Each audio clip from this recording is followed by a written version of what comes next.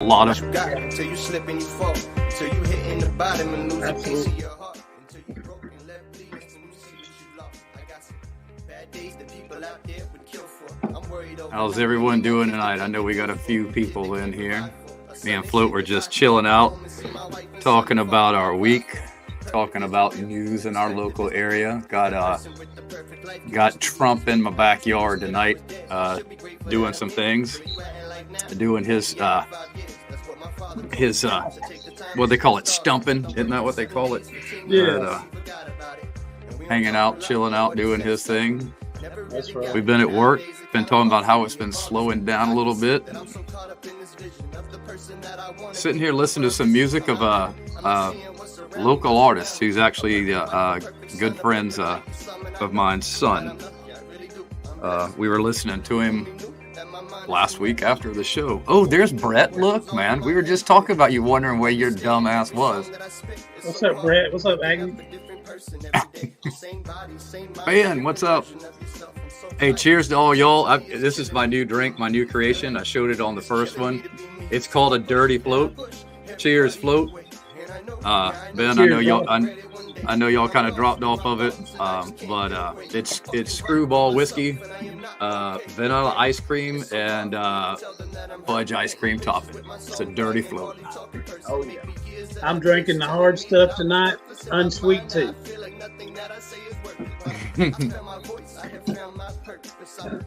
Scott, what's up, man? And I got my sweet tea right here. Nice. What up, Scott? But welcome. What up, Brett? Welcome back to the podcast about everything, yet nothing at all. That's right. Absolutely nothing. What is We it? cover it all. Just stop for a bit. Well, that's good too. I've done that several times myself. Just step back, so to speak, man. Man, the old Acme clan. Y'all are something else. Y'all are really getting it, man. It's I was pissed off at 4:30 today that I hadn't seen an Acme video though. Then I was really mad by 6:30. I might have been a little hangry though because I hadn't had dinner yet. But Yeah.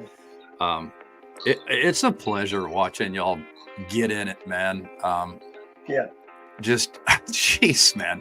Where you were just 2 years ago, it's just that's nuts, man. Hats off to you. It's just Absolutely. Yeah, I love it, man. I love to see how the business is growing. I just love to see friends and good people prosper. I love to see their business grow. So, like Dirty said, man, hats off to you, brother. And the Acme crew right there. Acme crew. It's just I just love watching it. That's it. They are the hold on, let me get back to comments here.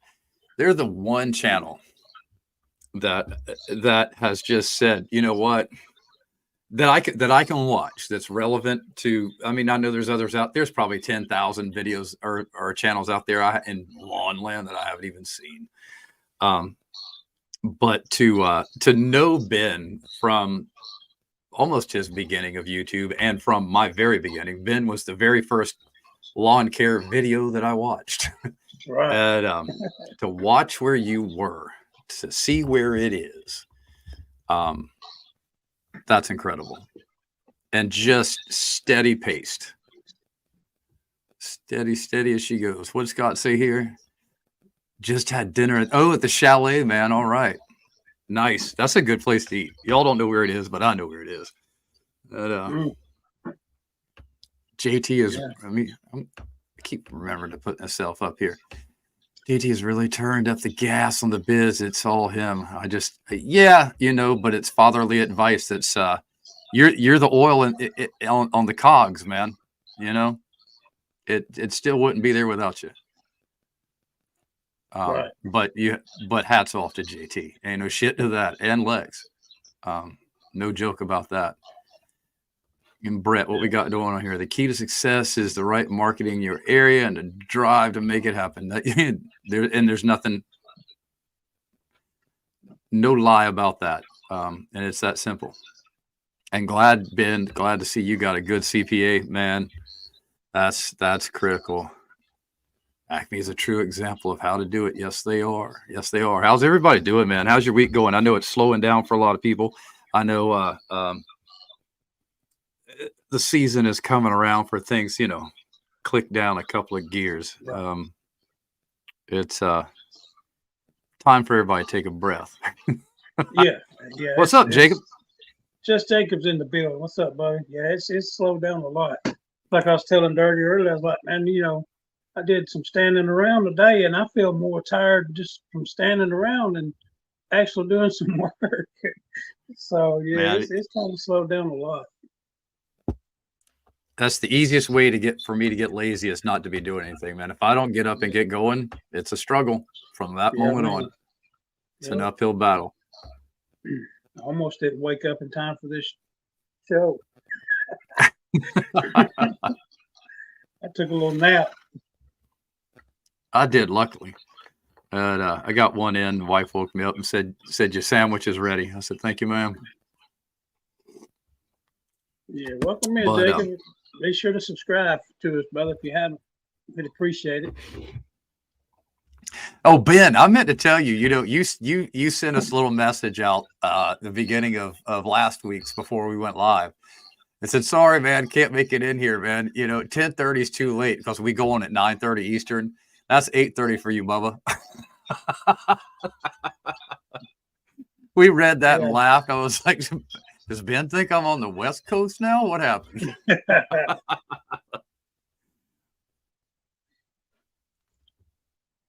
What's up, Virgil? Virgil, where's Virgil? Oh, there he is. What's up, Virgil? What's going on, man? We're just talking about, since everybody's slowing down now a little bit, the rest in peace just references how we get our rest and how we stay peaceful during the busy season and the off season too, because it's great. It's a lot of fun to be able to slow down a little bit. Some of you are going to GIE, doing other stuff. October's nuts for me. It's after October I get to breathe. That's only good because we're feeling festive, at least through the holidays. And then January and February sucks. So we're all in our heads. Some of us are gearing up. We're still staying busy on the computer, researching, thinking about marketing, things like that. But in the back of your head is that anxiety starts to kick in to be doing something. How do you pacify that? Ben's a great example, actually, I guess, because he's been showing us at great length, especially over there on KH's channel, about what they do for fun. And with that side by side, it looks like they're having a whole lot of fun. What you think, Float? Yeah, they live in life over there. That's what I'm talking about.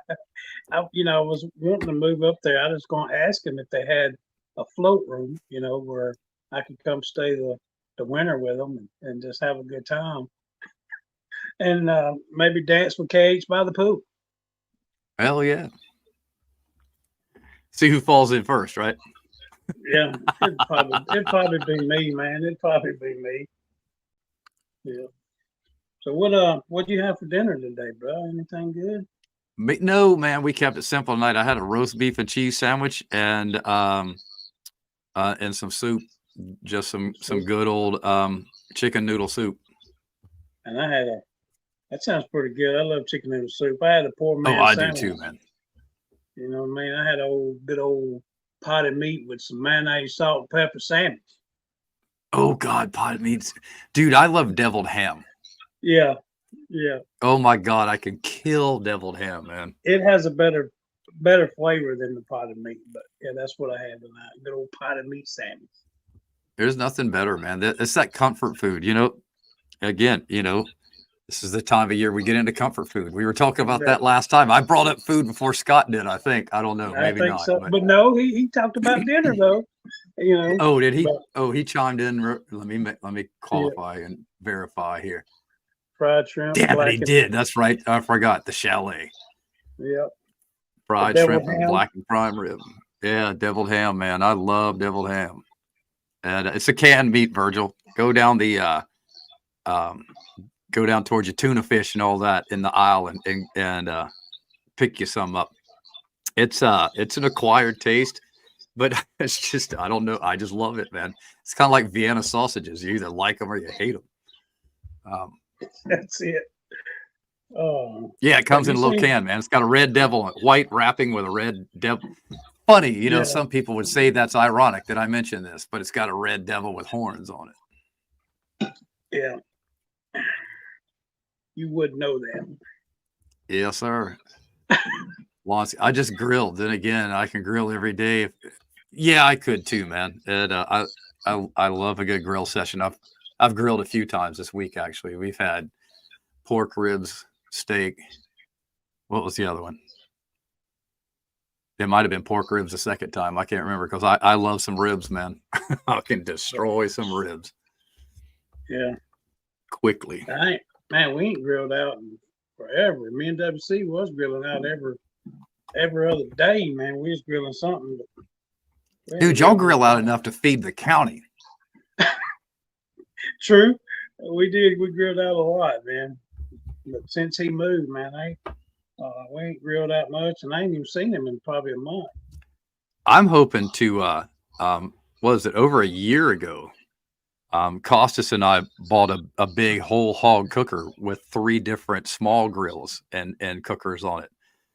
And we ain't fired that thing up yet, man. We got to do it this winter. It's just been sitting there at his house. And I mean, this thing it's a professional pit master owned it. Okay.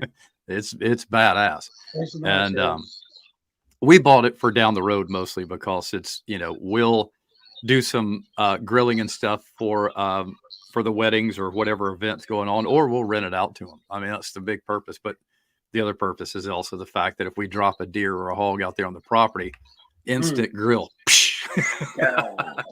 Ain't no waiting around. Fresh meat, brother. That's what I'm Ben talking about. say? I found sausage hash, corned beef hash, and roast beef hash. Yeah. I love hash, man.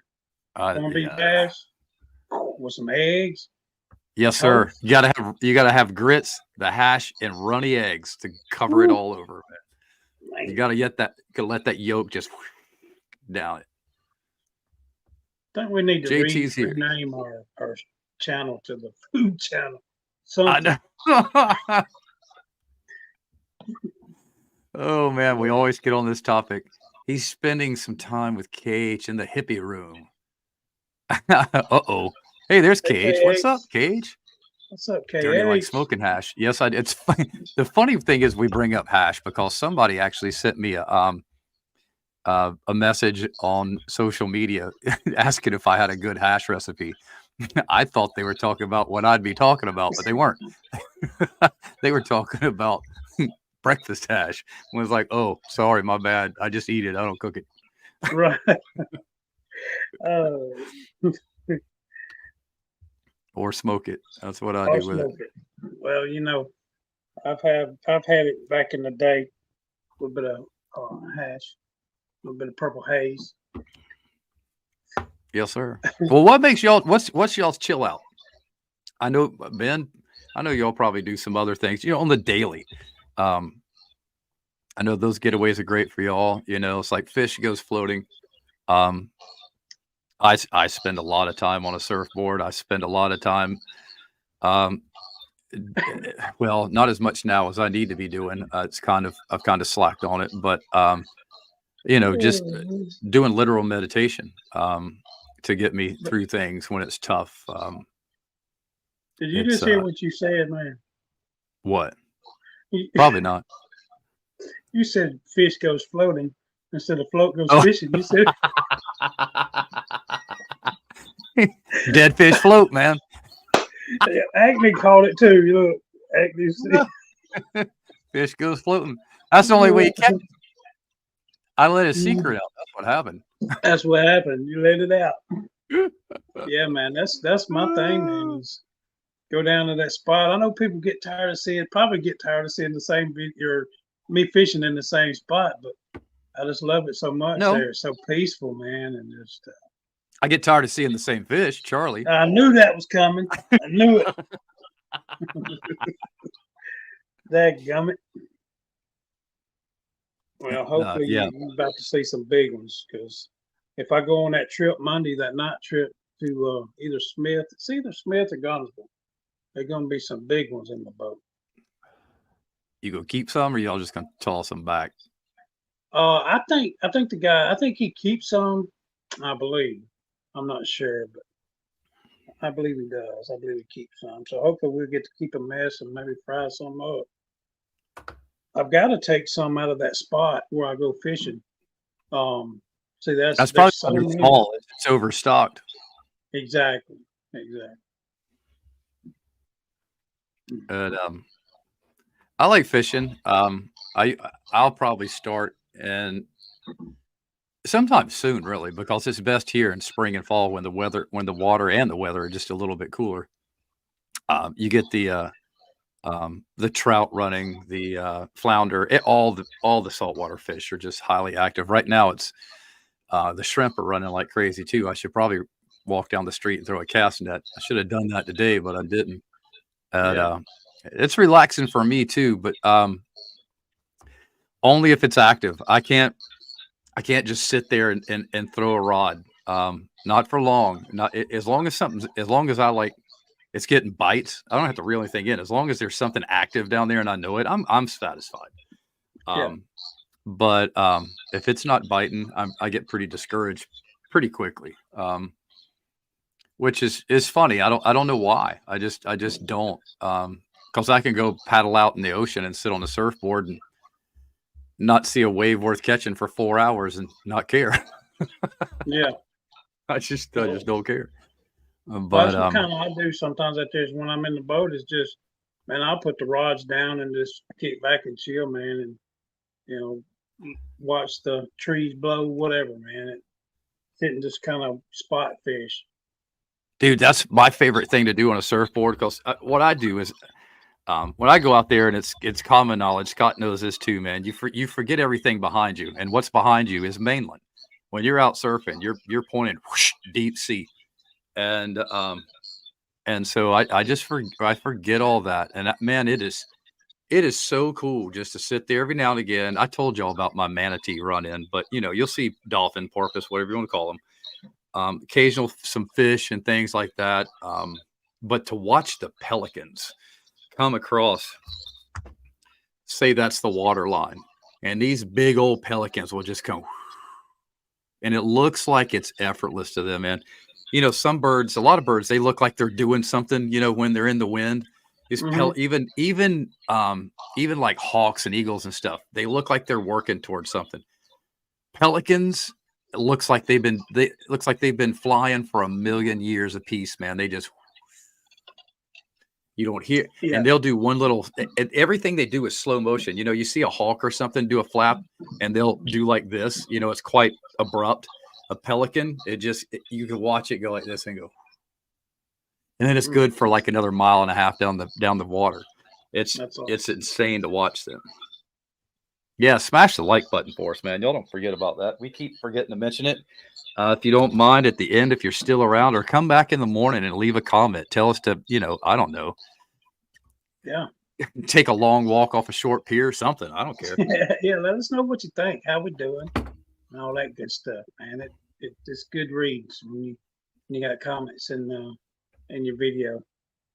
Scuba diving, man, that's fun. It took me a long time to be able to scuba dive, and the big reason is when my body goes underwater, and for my brain to tell this part of my body to take a breath, it's like, no, fuck you. Dude, I almost had to drown without drowning to get myself to breathe through that scuba gear the first time, but once I did it, I was okay. Yeah, I've never tried it. Andrew, it's hard for me to dive because I float too well. It's like a dead fish. Yeah. What I missed one.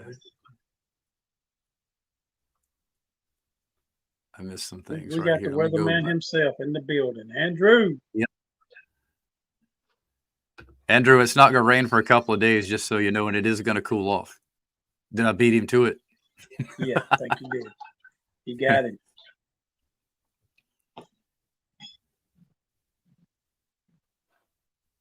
Cast net. Throwing the cast net's fun, man. It's a workout too. But it's also very calming and satisfying. So when y'all coming to see us? Said KH. As soon as you make the bed, baby doll. I seriously Ugh. want to go, man. It's gonna happen one of these days. I'm gonna get to make that trip. Virtual scuba diving. I seen Jaws and Orca. Yeah. Dude, the craziest thing I've ever done was, yeah, cast net is a dance, Scott. You either get it exactly right or you get it dead wrong. I was telling y'all a story. We were talking about people getting addicted to things last week, and Boo Boo, to bring him back into this show as well. When we go out there fishing, when I go with him, he thinks I'm crazy because, man, we'll get 10, 15, 20 miles offshore, sometimes further. Dude, we're in deep, deep, deep blue. And so I'll get out there and I'll get up on what's called the tuna tower, which is, you ever seen those big towers on deep sea fishing that goes up there and they got a wheel up there at the very top? I'll get up there at the very top there and I'll scope and I'll look for like sharks or sometimes we even see whales. And we'll get out there and I'll tell him when to stop.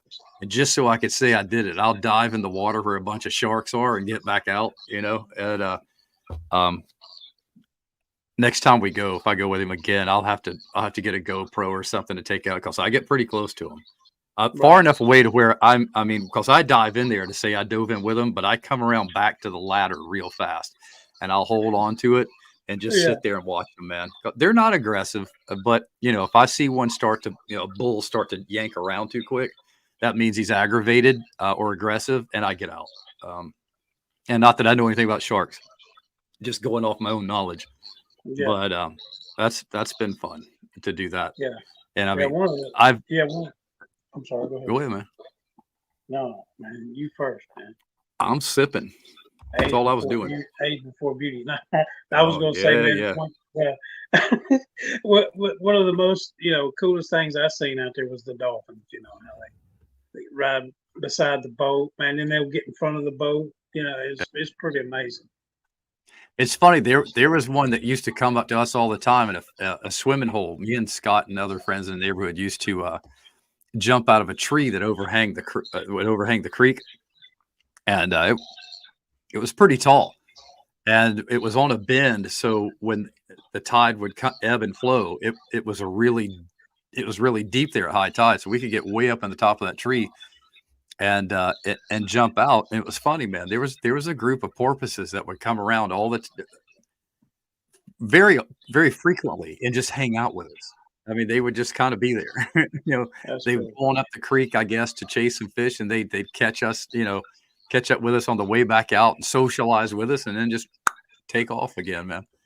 They'd hang around a good bit. Yeah, Scott remembers.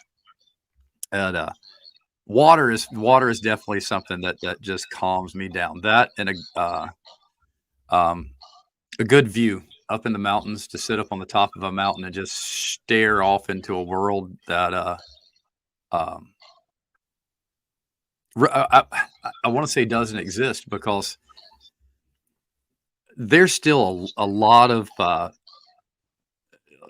greenery up in those mountains of Western North Carolina, and even into Virginia, and probably on further up.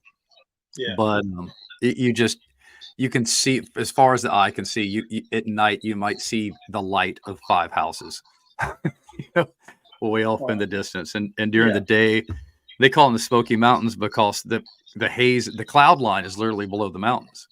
And so it's beautiful just to sit there and watch the world go by. There's been plenty of times where I'm down here on the coast and I'll drive up to the mountains just to go hike a certain trail, sit up at the top of the mountain, do my thing, and drive 5 hours back home, because it just chills me out that much. Absolutely, man. Get that peace of mind.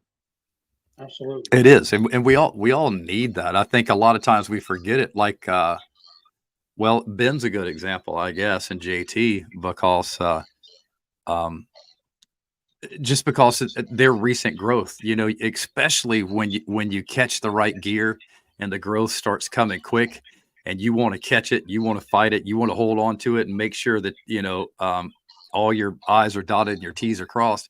You don't slow down much. You don't want to. But eventually that catches up to you, and there's no escaping that. I'm not saying it's a bad thing that happens to everybody. That catches up to you. So while you're on that high, ride it out, but be prepared to want to chill out, especially JT. If you and Lex are listening, I'm sure Ben and Cage have experienced that. I know Ben's had other small businesses, but there's going to be a day when you're just going to wake up and go, what? And take a vacation right there and there. You got to have that reset, that mind reset, man. That everything, your body, your mind, your soul, you need that reset, man, because there's so much, through the year, Robin, man, the hustle and bustle and just, trying to make it. You need that time to reset the mind, body, and soul. Yeah. Hey, Robin. You've got to, because it's funny that I've been doing that for over 30 years. And 20 years ago, people were kind of pushing off Tai Chi and yoga and Eastern medicine that's worked for thousands of years as phony bullshit. Now all of a sudden, American science is catching up to it and go, damn, you know what? Those sons of bitches were right. And I think that's why I paid attention to it early on, is because who lives the longest? Japanese and Chinese people. Yeah. They look the youngest, don't they? Yep. Look the youngest and live the longest. Yep. Jazzercise. Oh, come on, Ben, you got to send us a picture, Kate. You know she had her Jane Fonda outfit on. Come on, I know you got one on the backside somewhere, man. Send it. Yes. We'll use it for next week. That would be great. Oh, it's diet, I think. Yeah, diet has a lot to do with it, man. I mean, conscious decisions, And again, but you have to be in the right frame of mind to make conscious, healthy decisions. Usually your brain is in distraction mode. That's how we make poor decisions, right? So it kind of all goes hand in hand. Mm-hmm. Or there's self-doubting, there's something going on to where you don't care about poor decisions. And everything's good in moderation. I'm not talking about that, but when unhealthy habits become a daily habit, you got to rethink things, man. That's one habit that's hard to break. Yeah, and once you get into it, it's like my dad's incredible. That dude he never had a drinking problem. He had a party problem. He just didn't want to stop socializing and stuff. And of course that drinking goes hand in hand with all that. But one day he just said, I quit. No big deal. And he hadn't even touched liquor since. He just said, or beer, nothing. He just said, and that was 40 years ago. And about 30 years ago, he's driving down the road one day, throws his cigarettes out the window, goes, I quit. He ain't touched a cigarette since. I couldn't do that. I mean, the willpower once he's clicked is mm-hmm. unbelievable, man. Yeah. Yeah. And I just yeah, I was a smoker, man. And that's one of the hardest things, bro, is like, I was close to 2 packs a day. And I'd get so frustrated with myself and so sick when, smoking a cigarette. I'd have a half a pack and I'd take them and crunch them up and throw them in the trash. I did it many times. And then go to the store and buy another pack, But when I finally got in my mind and changed my mindset and was like, and using prayer as well, and just, saying, Lord, I don't want these no more. I don't want these cigarettes no more. They're killing me, That's when I was able to quit. That, a lot of prayer, sunflower seeds, and some lollipops. So, but with me, it was like, always having something in my hand. You know what I mean? That's what it is for me. That's what, if I didn't have this, dude, I just got into, hey, Scott, you remember we used to sell flavored toothpicks in school? And that clicked back on me about 3 weeks ago. And I was like, maybe that can help me put this down, because if I don't have something to do, if I don't have this, I'll smoke again because it's fidgety. I need to be rolling something around or doing. It's not the nicotine. I think there's 1% in here or something like that. And the only reason there's that, because if you get the zero, it tastes like wax or something. There's a weird aftertaste. Mm-hmm. So it's not the nicotine.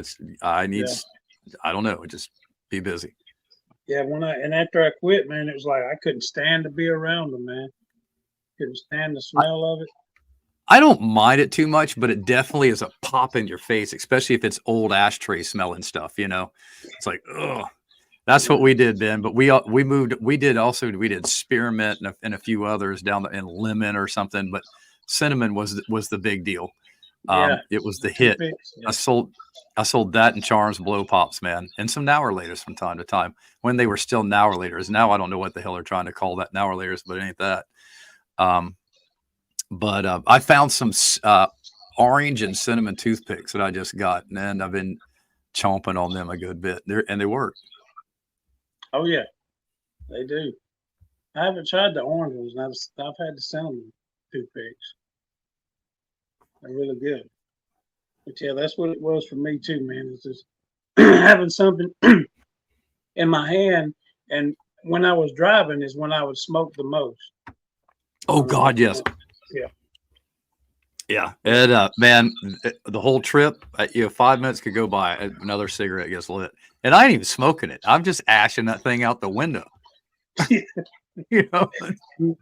know y'all seen in a few of my videos where I get in the truck with WC or something. That mother about kills me, boy. He probably smokes a half a pack going 10 miles. Yeah. That's funny. We pedaled beer a little bit. It was harder for us though, because I believe you and KH were probably just ahead of that 18 to 21 when it switched bullshit. I was just behind it. Boy, I was pissed off about that. And but usually we were buying from the peddlers. You say you sold some Busch Light in high school? Yeah. Yeah, Now-R-Laters were big with us too. Those and those. Remember the stick candy? What were they called? The different flavored stick candy. I can't remember what they called, but man, those were really popular. I know what you're talking about, and I can't spit it out. Yeah, we were talking about that last week, Scott. Man, I mean, Scott and I used to be pretty heavy cyclists and very active, like legit, nice bikes. Dude, I'd be smoking the pack. Literally, I'd be smoking a pack of cigarettes and way ahead of the pack of people. And even playing soccer, people, it's weird. I guess maybe there's, for some reason, I just didn't carry that smoke smell on me like some people do, because a lot of people never knew I smoked until they'd see me smoking a cigarette. Could be years down the road from knowing me. And and so people would be like, "You smoke? You just ran on the soccer field for 2.5 hours, or you just?" I'm like, "Yeah, I know." I know my ex-wife would try to cover that with perfume. I'm like, "Honey, I said, you smell like a daggum perfume ashtray or something." I mean, yeah, a scented ashtray. I think it's because when I smoked, I didn't directly like the raw smell of smoke, and I would always keep a cigarette kind of away from it. Or if I'm driving, I'd keep it close to the window and let it vacuum out, or just keep the window down. We got the cutting force in the building. What's up, buddy? Yeah, what's going on, Carlo? Yeah, we were pretty avid cyclists, man. For a while there, we were in on that big time. I like those bikes with engines on. Yeah, that's the ones I switched to. Yeah, exactly. Exactly. Scott, what was that? What was that bike? Was it a Daimler that you had? I think that's what it was. He had a real nice cycling bike. I had a Raleigh. Well, I had a real Raleigh. I had a true English Raleigh for anybody that knows bikes out there, man. Before they were built in USA and of heavy steel, and then to China. And now they're built in across the pond Grant, again. I see you. Yeah, Austin Daimler. Since you sent it to me, I'm gonna show the chat. I'm gonna show. He said he's making things happen. He sent this picture to me. Oh shit! Damn, blow that up, man. Well, he's got. Jacob, I wore the shorts because they are very effective and they are very cooling. Nice, man. You got two of them now? Damn, I saw the one on Instagram, I think. But I rarely wore the helmets. And I say that because, to be honest with you, those things aren't going to help you much. They really aren't. For bicycles, helmets are bullshit. That's nice, Green Up. Oh, damn, I forgot about the Fuji I had. Probably for good reason. Good brand on their upper ends, but the one I had was kind of midline, and I wasn't too pleased with that bike. It hadn't served a purpose, man. You know. I rode Diamondbacks and Mongoose. Man, we had a bunch of friends heavy into BMX. I never got that far into it. By the time that shit kind of rolled around, well, me and Scott specifically, we're into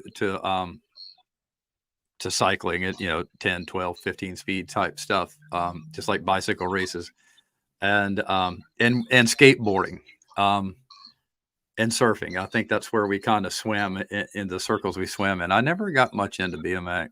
I loved watching it. I just didn't do much of it.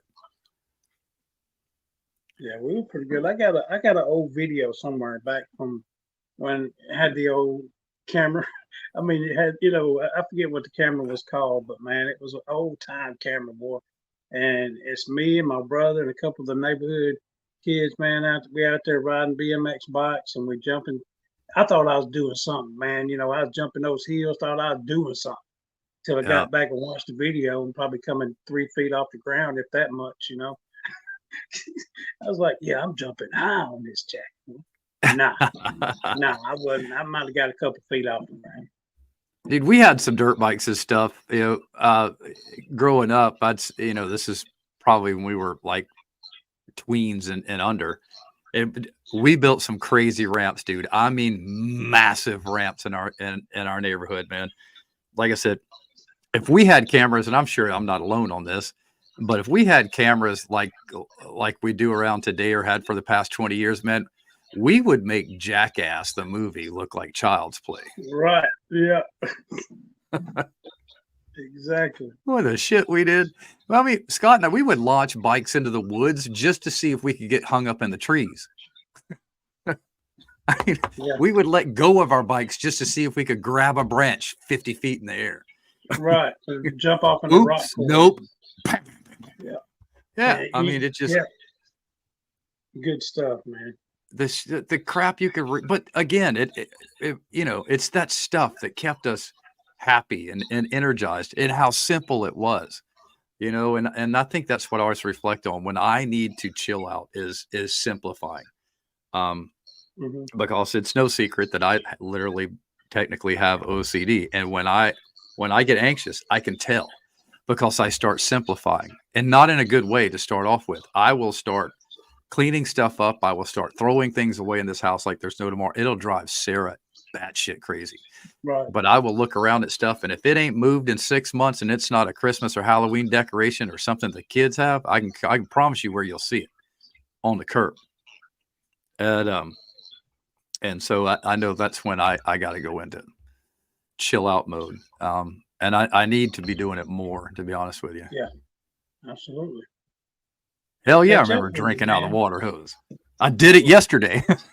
For real, man. That's that's what we lived on was hose pipe water. Shoot, because you didn't go in the house. Once you went outside, you was outside until almost dark. Then you had to come in. Yeah. And that's how the Kool-Aid houses got their name. Either the parents weren't home, or it was most likely the single mom that didn't care that the kids were running in and out because she basically became the babysitter of the neighborhood. You go to anybody else's house and try to go inside, you'd get your ass beat along with the kid that lives there. Oh, dang right. Don't come inside till I whistle or call. Get your ass back outside. Yeah. I remember one time I was probably, man, I hadn't hit teenage years yet. I got whooped by 2 moms and then got whooped by my mom. So it was 2 of my friends. We all got in trouble, and I got whooped by I was mad too, because they whooped me, and then mama got mad because I got mad that they so it was bad, man. I got whooped by chain reaction, man. Bro. It's exactly. It's a nasty chain reaction. My parents just, if I got my ass beat at school, like by the principal for paddling, I got it again when I got home. Yeah. There's no way around. If somebody's mama had to cuss me out and damn near tear me up or send me on home, I got the same thing when I got home too. Absolutely. But it was all fun. Hey, Scott, you remember when my great grandmother was watching me and my brother? This wasn't too long after we moved to Charleston. And my great grandmother came down and stayed with us for about, I don't know, it might have been 2 weeks. And because my parents went on a cruise. And me and Scott had just gotten a BB gun.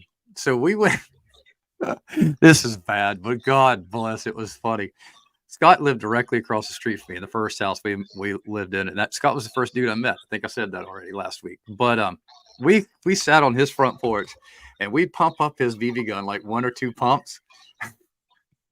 And we'd shoot my doorbell just enough where it wouldn't crack it, but it would ring it. And my great grandmother would come out there, answer the door, look around, get pissed. And dude, she did that like 10 times before she got pissed as hell. I was like, we better stop. We figured out how to make that doorbell ring with a BB gun, man. That was hilarious. Oh, it was some good times, man. Jacob's mom was the mom that was feeding all the kids. Yeah. The Kool-Aid house. Yeah. Exactly. It was, and that's, like I said, I just try to bring myself back to that kid when I need some rest or some peace, especially for any extended period of time. Yeah. I just, and when I get out in the water, on that surfboard, I'm still that 11-year-old that's out there surfing every time. Right. And why should we stop that, Dirty? I mean, why should we stop doing the things that we enjoyed as a kid? Now, I get we get to a certain age where we can't do the bicycle riding or whatever like we used to, but why should we stop doing the things that we enjoyed as a kid when we become adult and people want to say, act your age? Well, how am I supposed to act? Okay, I'm 53. How am I supposed to act? What am I supposed to do? Just sit down there? I mean, I want to enjoy life as long as I possibly can. And if it goes back to doing something when I was 13 years old that I enjoyed, if I'm able, I'm going to do it. That's where I'm going. That's hell. I guess that's why I keep liking to have kids. They're keeping me young. I have an excuse. Bro, Christmas times, you get to buy the toys that you want to play with, bro. Scott nailed it. Innocence. There's no, the past isn't real. If you look into it, it's our perception of what happened, especially as time goes on. It's never what really happened. And the present isn't here. And as kids, that's how we live our lives. Yeah. We don't care what happened yesterday unless you got in a fight with your neighbor, your best friend, which happens, but you've also already forgotten about it and really didn't care. We didn't care that we got 15 stitches in our head because we wrecked our bike on a concrete wall or curb. We didn't care. Next day, we're right back out there at it. We're resilient. And I think as adults, we forget this shit. We let everything stick in us and hang there and just be mad as hell about nothing for no reason at all. And Yeah. it's not healthy. And I don't think it's escapable as adults, but we can definitely minimize it. Yeah. And KH, I still do, KH. I still love to dance. I mean, that's one thing that brings me joy and a lot of peace is when I dance. And you never stop unless, of course, physically you can't, but never stop. KH, I've danced with you, I've seen you dance, and you're an awesome dancer, and you can tell that you enjoy the dance. Never stop it. If it's not, unless you just want to, but I can tell you love dancing a lot, and I do too. So never stop it. Keep your joy going. Don't let anybody take your joy from you. No, don't let anybody. That's the worst thing you could ever do is let somebody take your joy. If they don't like it, they can just keep going on. And Jacob said, my son loves to dance. Mine does too, man. You turn on, because a lot of times we'll listen to music and just turn on Spotify or Apple Music or something. Or sometimes they've got their own channels with music that they watch, and he'll sit, he'll boogie down and the whole time. It's funny to watch. Right. It boogie down. Yes, there's always someone with a broken arm or leg in our group. Yeah, Scott was that guy for us. Me too. I broke an elbow. Scott broke his arm. I've got my eye just about popped out of socket playing football, and man, we didn't give a damn. We were almost out to kill ourselves. It was like, how far can we go without dying? Every 2 years I broke a bone. It never failed. Every 2 years I broke something. Hey, Scott, keep going if you want to. No, that's what we're looking into that.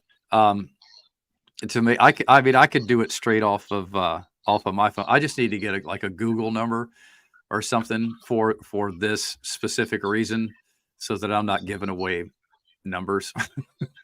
But that's coming. That's something else that's going to come up. Yeah, that, or we can do like we can have a minute or couple minute time limit where you come up in the box and ask the question, and then we something like that. Ben, I would say most of them are, but there's some of us out there making sure that our kids aren't. I can promise you that. Yeah. They're going to be the minority, though. That's like Pierce will run outside and play without even thinking about it. I want him to grow up and come out to these rivers and creeks and go out there and swim and not worried about what the hell somebody's saying on freaking Twitch or Facebook or whatever, TikTok or Yep. That's what I did. I had to teach my son. Well, I didn't really have to teach him much, but I was like, one of the advices I gave him was, you feel the music. I mean, don't look at what I'm doing, but feel the music, and whatever you're feeling in that music, let your body move to it. Yeah, just move, loosen up and move. Just move. KH, I don't know if you watched it. I think Ben was in this live when, way back when I did some lives with Chris, and had Walt, my accountant, had him up on the show talking about taxes and stuff. He and I used to teach line dancing, and we also taught ballroom dancing. Yeah. Weirdest circumstances that ever came around, but it all circled around the fact that if women were involved in it, they were pretty women. I was there. I didn't care what I was doing. So for a while we were even on a circuit where we competed in line dancing and won a lot. Actually, I can say that. Mm-hmm. Well, brother, I'd like to say, see, Scott just brought it up. There he is. It didn't happen if there's not a video. So here's the thing, bro. Here's what I'm gonna put out there in chat. You guys, if you agree with me, put in the chat you agree, or put something in there. We need to see a line dance video. You might see that. I might bust a battle on you or a duet you on a TikTok. How about that? Come on, let's do it, man. All right. Everybody wants to see it. You did something recently, and it's funny. It was just in the past couple of weeks. I thought I ought to get out there and bust out a line dance on his ass. You should, bro. Which one was it? When I was dancing in the trailer, or I, ain't no telling.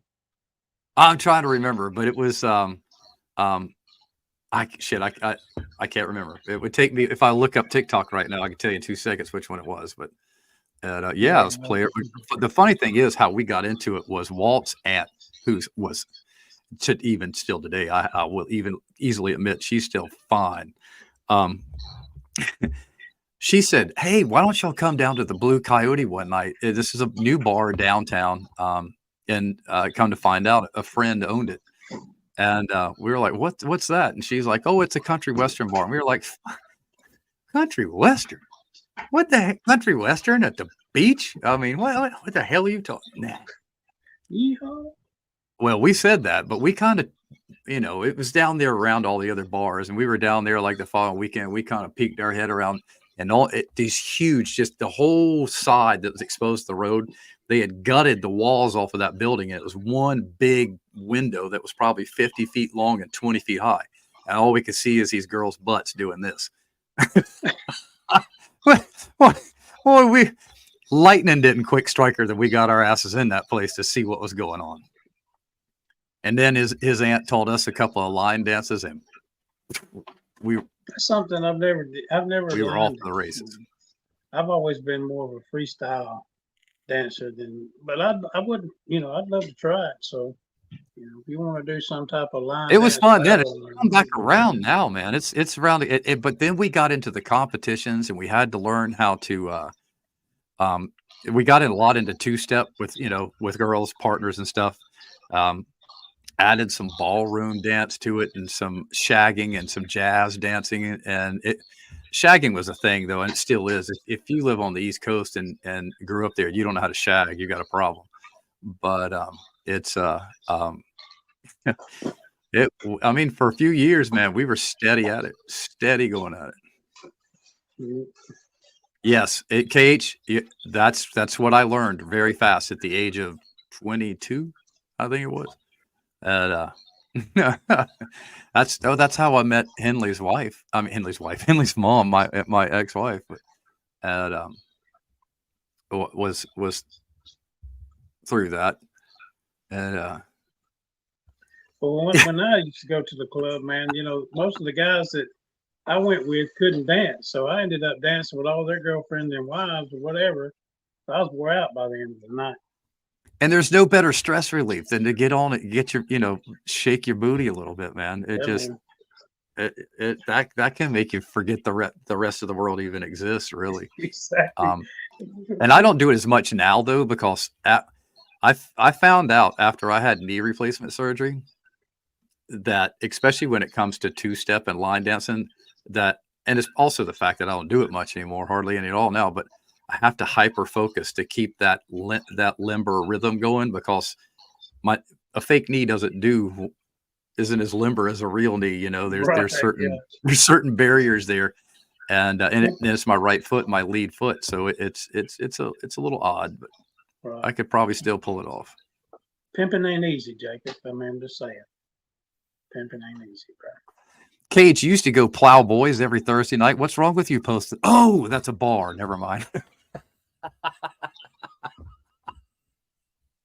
Dirty. I couldn't resist that one. Love you, Cage. You know what I mean? Anything about that? Yeah, I read something about that, not recently, or just recently, Scott. Where was that? Easy Target. Yeah. That was. Oh, yeah, it was. He ain't right. I would. No. I wish I knew how to play the drums. It's funny. I could. Oh, the banjo's right back there. I can pick it apart decently. I can make noise on them. My son's really good at playing drums, so I can make noise. You've heard my boy play. Yeah, I have, and he's good. Yeah. But drums is what the percussion is always what my ear has always caught. Yeah. I think we were talking about that a couple weeks ago with Scott. I can't remember if it was on here or afterwards. But Yep. We were talking about that. I played percussion, and I had the bongos and the setup at church and stuff, and that's what I did. You hear the beat, you know. Yeah. I brought the funk, play us a real. I wish funk music would come back, man. I mean, we need some happier music around, instead of this. There's some good stuff out there, but it doesn't get media play, and it's hard to find. You gotta seek it out. But this anger that the whole damn world is going through is just Jesus, man. Yeah. It hurts me, man. It really does, because I just look at my kids and go, man, if we don't solve these problems, and I think it just boils down to just, man, letting people be people. But there's a side of both sides that don't want to let people be people. Don't shove it in my face, and I don't care. Right. Don't. It just don't force it on me. Don't force it on anybody, and just and you don't need a special day, in my opinion. Nobody does. Nobody's that good. Nobody's that deserving. No group of people are. We all have our faults. We all know you exist. Go have fun. If I want to talk to you, I'll find you. You know what I'm saying? And no disrespect. And the political scene, good gravy, man. It's crazy. I try to stay out of it.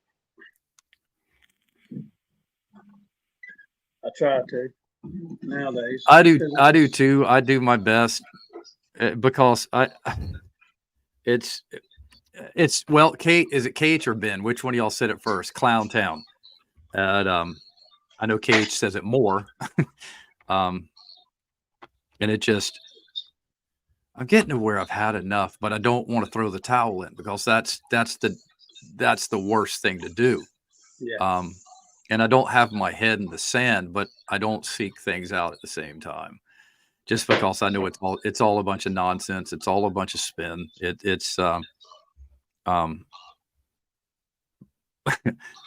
I don't know. I don't even know what to say anymore. I really don't, but it worries me. Brother, I don't know if you've seen the video of our current president joining a protest. I'm like, what is he doing? He's out there with the bullhorn. I'm protesting. It's just, and I don't care who you are, man. If you're a Democrat or a liberal, and you think what's in the White House now is acceptable, you are part of the problem. Please God, Bill Clinton, run for president again. Please God. Can we bring Obama back? I mean, I'm being real. It's like anybody. Anybody. I don't care. Yeah. And that's sad that we've gotten to that too, though. Yeah. That's true. Mine just freeze up. You freeze up? Is that what you said? Oh, I'm the YouTube part of it. I keep up with it. I have my other device with the YouTube going, so I can try to keep up with the comments. Hey, here's a good one. Any of y'all people still trick or treat? That's calming, in my opinion. And I ain't trick or treated there in a long time. Dude, we go balls to the walls here for Halloween, because, well, Sarah's a Halloween baby. And Pierce's birthday is what's it, the 3rd, next week. He turns 5. So, and then Ellie and my mother-in-law's is on November 11th. So those the festivities are wide open in October. So trick-or-treating is still a big thing for everybody in this household, man. It's fun. I like it. It's the way to still be a kid and have some fun in an adult way, so to speak. Yeah. Thank you, Andrew. Thank you.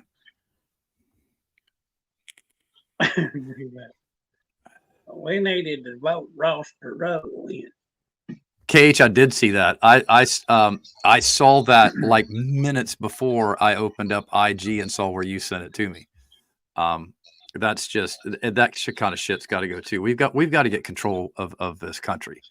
From the bottom to the top. There needs to be a lot of change. Yes. That's right, Scott. You are a November baby. I forgot about that. Well, you, Ellie, and my mother-in-law can all come and hang out.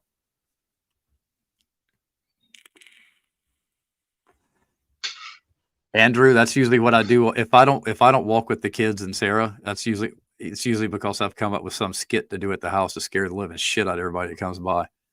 And it's usually actually what I want to do with this garage was put a haunted house in it. And every year, the one that we're moving to, given that everything goes right, and I think I'm going to do it there because it's a big place. I could probably get away with doing it there. Floating Virgil for president. I'll vote for that. Yeah, man.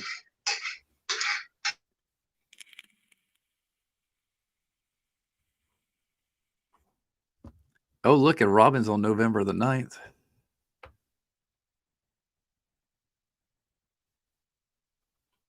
Yeah, this stuff. This is crazy. The way our current political system is going, and has gone for decades now, can go directly back to that assassination,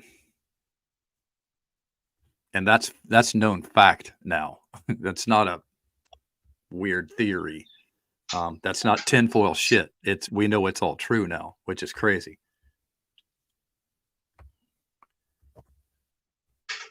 Thank you for the vote, Andrew. I appreciate it. Yeah, man. Man, there's a lot of November people here. See, birthdays, that's a good time to celebrate, man. I'm a spring baby. I'm a spring chicken. I'm in March. Oh, Float, let me tell you something, man. That's right, because your birthday is like 2 weeks. You're at the end of March, right? Yeah, 31st. Yeah, you're like 2 weeks apart from each other. We were talking about pest control last week, right? Remember that? Right.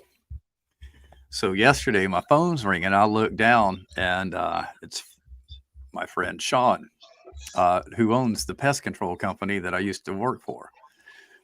And I was like, what the hell does he want? But I immediately thought of our podcast last week. I was like, hey, man, what's up? I was like, I was just talking about you to some people recently. He's like, what were you talking about? I said, we'll talk about that another day. But I said, what's up, man? He said, hey, man. He said, I'm moving to Georgetown. He lives down in Charleston. But he's originally from here. And so he said, I'm moving back up. He said, me and the wife decided we just wanted to get out of the craziness that Charleston has become. And he said, I'm coming back home. Haven't been there in 20 years. But he said, I just bought a house and we need to get it landscaped. And he said, of course, we send your guys out there to do that. And we also need it pressure washed as soon as we get everything kind of settled in the next week or two. I'm like, okay, cool, man. Where are you moving? Dude, he moved like 4 blocks away from me. He's just down the street. And so we started talking. I was like, you're going to drive to James Island every day? I was like, I can understand if y'all opened up a Mount Pleasant office. It's just highway all the way there. But he said, no. He said, I'm going to expand the business up here. I was like, oh, really? And he was like, what? And he asked me, he said, what do you think dude, we're talking about a $6, $7, $8 million business annually, easily, if not more. I probably wouldn't be too far fetched if I'd say their revenue wasn't $10 to $12 million a year. And so he said, what do you think about the scenery up there as far as that goes? And I said, I think you got a really good shot. And I also said, if you need somebody, let me know. I was like, you need a salesman or something? I'm not going to punch your clock. I don't need your benefits, and I don't need your 401k. But if you want to 1099 me, brother, we can talk. Right. That's all. And but so we're all going to go out and once they're settled in, we're going to go have dinner and have a conversation, because I ain't gonna give up what I'm doing, but I'll add to it. And then And he add a little hustle. no, and he know, and and it just goes along with what I've been trying to do, trying to simplify and keep things down to me. Um, Yeah. and he knows. I mean, and he was, dude. He said, you know what you're doing when it comes to getting the pulse of things and people and reading them. He says you're on. He said you're on target, man. And he said that's why I wanted to ask you. And he said, I know you've grown that pressure washing business up there pretty good. And he said, so you've got a good thumb. I said, dude, I'll tell you something right now. I said, I probably got 250, 300 clients right now that I said, hey, I'm going to sell you some pest control or termite bond. I said, I guarantee you, I can name 250, 300 people that would buy it right here, right now, or at least when their bond was up for renewal. I guarantee no problems. Yeah. I said, it's an automatic. Yeah. And, so it's, Well, I'm glad. Yeah. I bet he was glad to hear that. Yeah. I was like, whether you do it or or we talk something out, whatever, it doesn't matter to me. But I said, I'm here to tell you. And I love Sean to death, and I love his brother-in-law Hunter too. They're solid, salt of the earth guys. I'm like, it really doesn't matter to me. I was like, I'll hand you over my client list. You can call them if that's what you want to do, and that's your best way right now. And you want to call them and tell them that I gave you their number. I can tell you, every one of them will be happy with it, and they'll sign up. Yeah, you'll be fine with the lead commission, or you can go with the lead and sell commission. Either way. Right. I don't care, because the thing is like I said, they still send me work. 6 years later, they still constantly pass off work to me. It's like, call this guy. You need pressure washing, call this guy. You need landscaping, call this guy.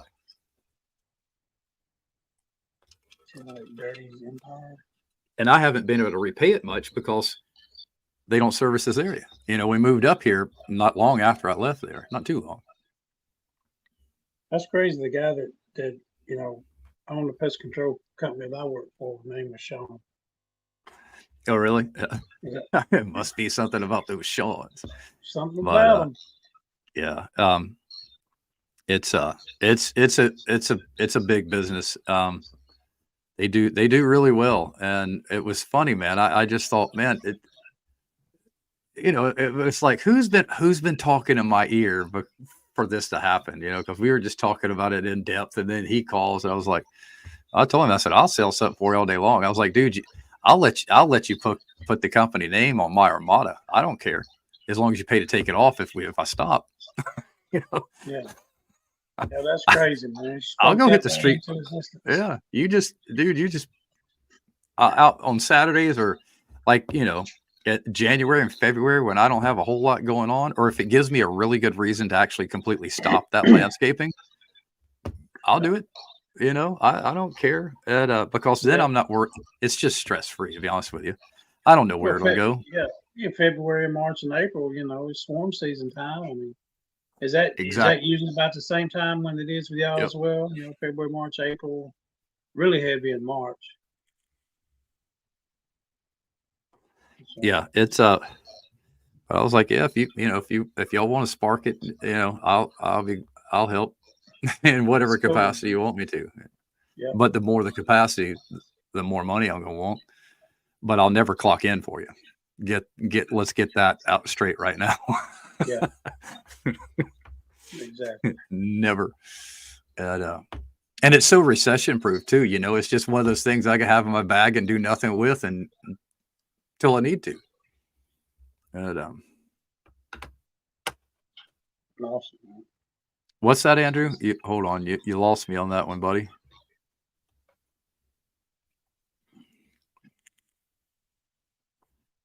Partly was Costas. Explain yourself, man. Explain. We have a great pest control company. And there's plenty of good ones out there. I just know the one that I worked with was which Sean owns. He's half owner now. He and his brother-in-law took over the business, and it's a good group of people. They have everybody's best interest in mind with everything they do. It, you know, they have meetings every Monday, or is it Monday or Tuesdays? I can't remember now, but and they would bounce ideas off everybody from the brand new technician all the way up to you know, senior staff. What do you think about this? What do you think? Because there is no dumb answer. There is no dumb answer. A lot of times when we get going so fast and so crazy, we don't simplify. We overlook the obvious. So why not look and ask somebody that is so green that the obvious isn't obvious, Mm-hmm. Yeah. but it's the right answer. Right. Yeah. I mean, I miss it though, man. I do miss being in the pest control, the termite field. I really enjoy the termite part of the, you know, business, getting out in the field and, you know, helping the technicians or whatever it was, man. Like I said, I had 5 under me, 2 termite and 3 pest control with myself. You know, I did most of the termite stuff myself too. And I miss It's it. fun. It's nothing. There's nothing about it's hard. I don't know. You know, like I said last time. Well, let me get to Ben real quick right here. Ben, it's hard to say. We definitely should. Does that mean we will? No, but I can tell you where there will be a hookup at my house. So come on. And I'm not joking. Bring it on. We'll go walk the beach. Bring it on. Bring it on, because Ben, we're literally going to have 6 or 7 bedrooms if you don't want to stay in the camper. So come on Don't now. go in the one that's got the sign floats room. Float, yeah. Well, Cage might want to go in the float room if float's not there. Only Cage. Nobody. It has to. It has 2 uses. Yeah, only Cage. That's it. Ben, yeah, we're here, dude, for real. And like us, I mean, we're right here at the river, we're right here at the restaurants, and 10 minutes parked and they're at the beach. So, and that's only because we have to go around the inlet, over the bridge, and then back over. You know, it's by the way the crow flies, the beach is right there, but we have to go up, over, and around and come back by car. About time for you hit that renewal on cleaning that walkway, ain't it? That the bridge.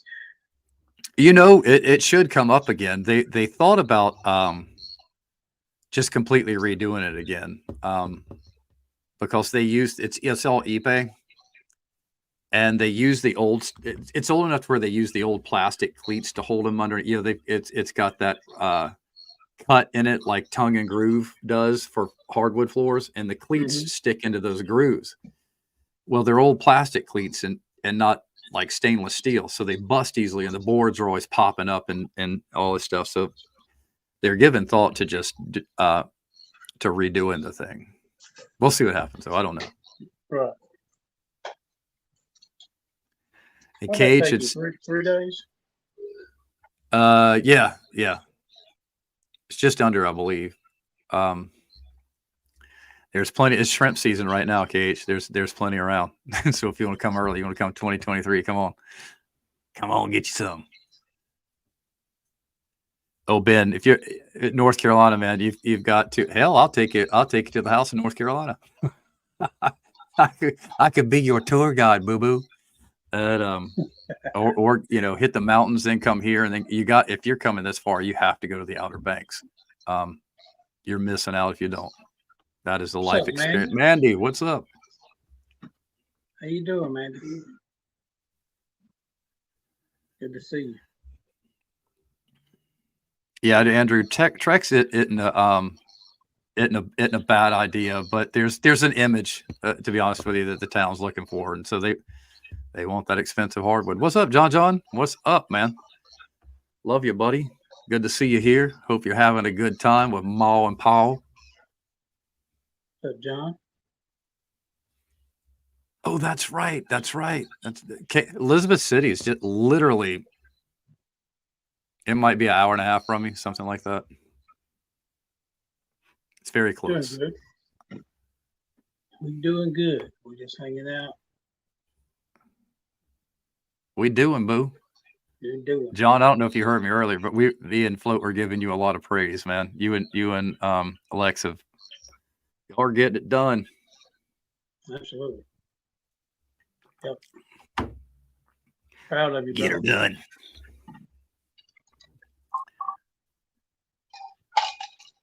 Elizabeth City's a pretty place too. We might. I tell you what, I better not speak too loud so that the queen bee doesn't hear me. Is she still awake? I doubt it. But if something happens where we don't wind up with this house, I doubt that will happen now, given the stage that we're at.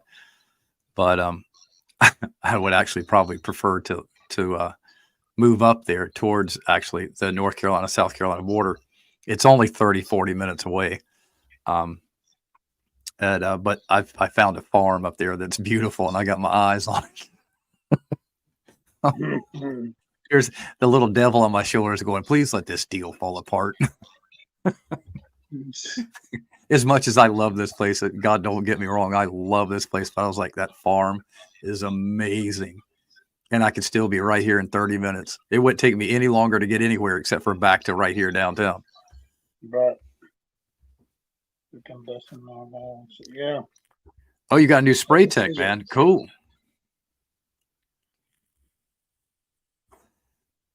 Awesome. When we gonna see him on the tubes, man? Yeah, Scott. I got an awesome queen, man.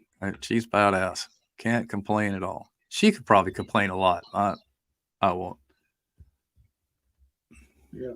So you can say you married up. Always, every time, Always. dude. Every time. I'm not gonna lie. Every time. Yeah, man. I just got it like that. At least I can. Right. I ain't worried about what I look like. As long as you got a fine woman, yeah. Yes, sir. What Andrew say? I wouldn't move too much further north. Dirty. Be a long drive to the grocery stores. Dude, that's the point. I wouldn't need to go. I would not need to go. Mandy, I texted my son and said, hey, don't forget to get you a lotto ticket tonight. The Powerball was $800 million. What? Yeah. Holy shit. Talk about taking some stress off if you win that. I don't know, man. I don't know many lottery winners that have very good luck afterwards. But I just said that. It's crazy. I just said that, and I had a text go across the top. It said, I didn't win, with a sad face. So That's he funny. didn't win the lottery tonight. Oh, thank you, Cage. Yes, she is. She's a baddie. I do, Andrew. That way I can tour and go see everybody.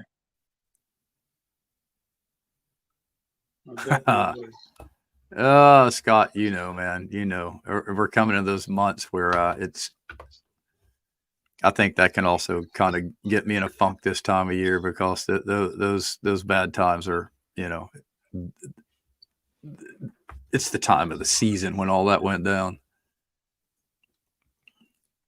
Andrew, I do from time to time, man. At the most random times, I'll just walk in, and if I have an extra few bucks in my hand, I'll say, give me a quick pick. Yeah, that's what I brought a couple home women from Michigan.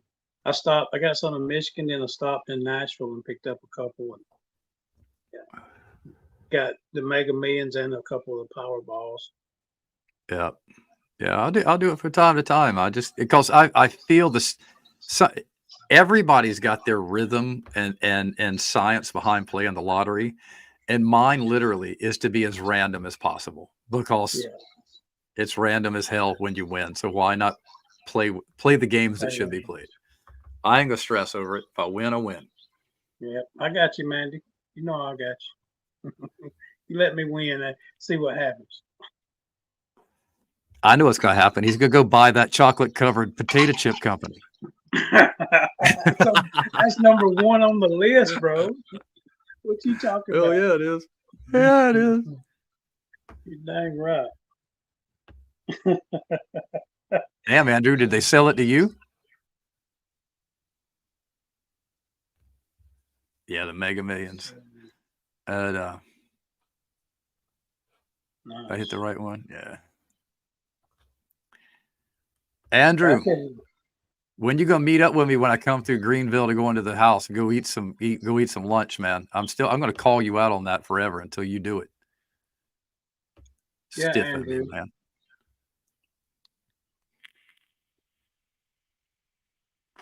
Because I bet I get within 5 miles of your house. Because the way where I go, I can guarantee I'm within about 5 minutes of you at some point. Don't make him go black and white on you.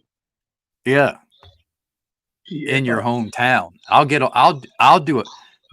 Don't mess with me, Andrew. I'll do a commercial. I'll do a black and white and put it on a damn digital billboard. Play around. Mess with me. Play around. That would be hilarious. Maybe I should do that to some other people out there too. Screw you two. Let's take it to the street. Take it to the streets. Floating dirty. I think that's been done before, though, if I remember correctly. I ain't saying nothing, but I may have already have. Yep, I may already have it. Yeah, for sure. Man, and the holidays are coming up, man. Good grief. Why you want to remind me? Cause it's turkey time, dude. Turkey and stuffing. I love the stuff. Man, dressing Oh home. man. Here we go back to food, y'all. I know, and I'm hoping my mom's gonna cook at the Mountain House this year. Cause there's nothing better than sitting up on the top of that mountain eating Thanksgiving dinner from scratch from my mama's cooking. Oh my God. Guys, tell us your favorite Thanksgiving dinner. What is it you guys like to have when y'all have? Yeah. What's your favorite side? Man, turkey and Are dressing. you a ham person or a turkey person? We're turkey for Thanksgiving, ham for Christmas. That's how we roll it. Yeah. I love some good ham too now. Mm-hmm.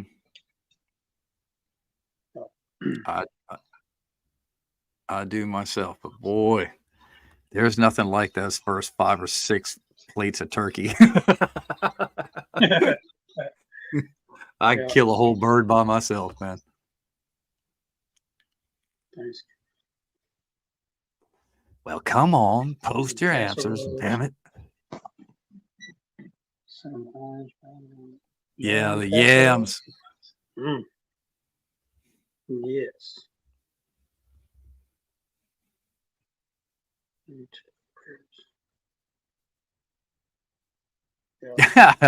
Hell yeah. Oh man, Scott, remember going?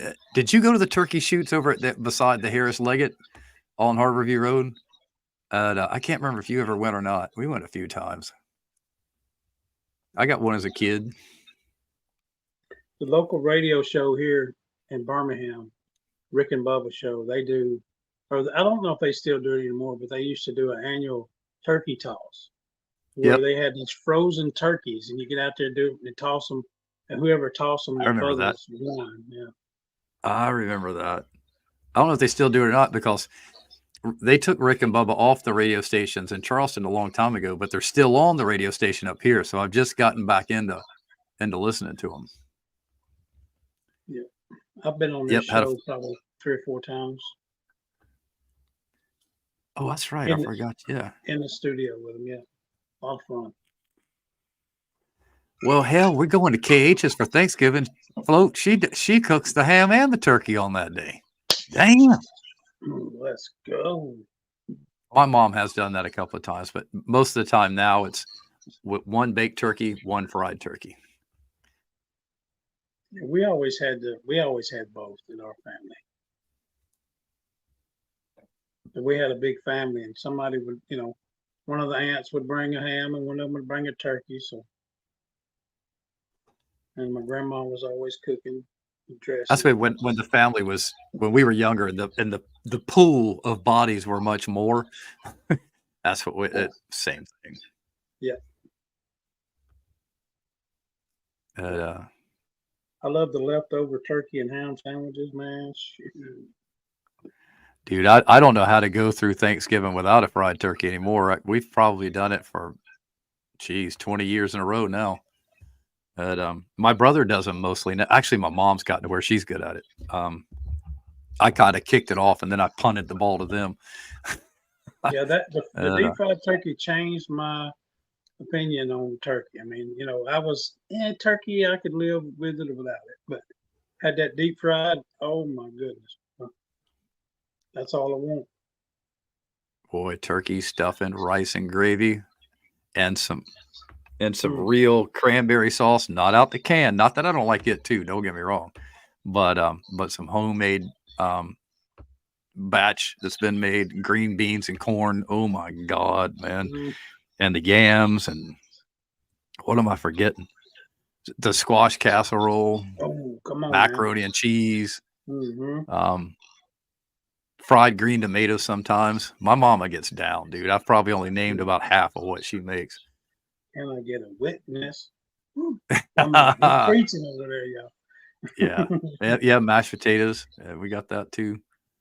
Um, what else does she make?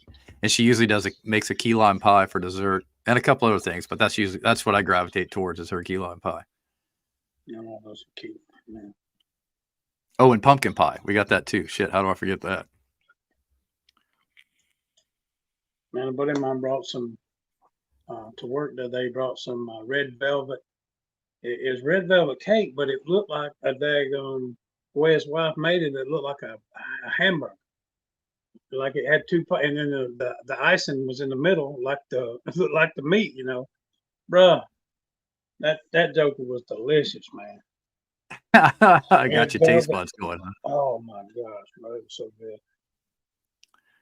Oh man, my mom, yeah, homemade rolls are good too, but there's nothing better than Hawaiian rolls. Nothing goes better with gravy than a Hawaiian roll. Nothing. Let me see, bro. I Peanut may butter have pie, that's a good one. My one of my aunts makes that. Um, what was another think one? I think I got a picture Scott, of who? I mean, are we talking about some people that a while back, or there's something I don't know about? Oh yeah, here it is. I got a video of I don't know if you'll be able to see it or not, but let's see. We'll try.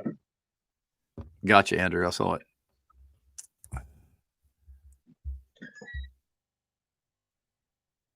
See that thing? It looked like you stuck your wiener out at us. It's like, what in the hell is he showing us? That does look good. I see it now. Now that my perverted mind is washed away. I mean, my wiener red. What, you got a red rocket? What the heck? Y'all see what I have to deal with? It's not like they don't know. That's true. There you go, Float. You finally come here to visit, bring. Damn. Hey, jeez. Oh man. Whew. 2K. So I know, right? That better last a while. Okay. No, if Float say wiener. No, I did. I said it. I guess I haven't seen Brett comment in a while. I guess the nursing home called lights out. He had to go. Yep, he had to turn it in. Grandpa couldn't hang.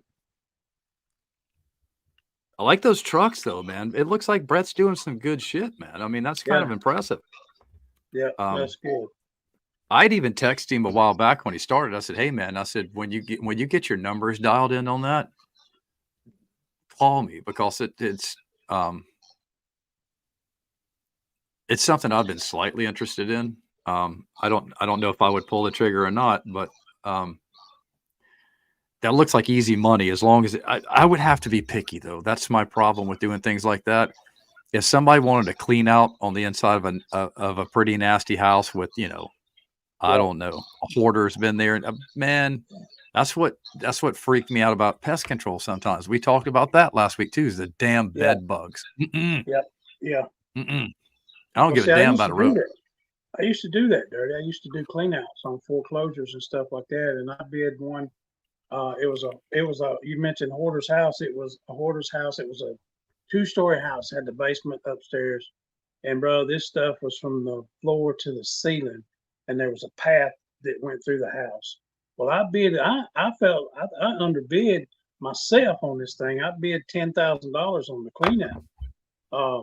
And they went with another company that bid I think it was 8. So it was like 2,000 cheaper.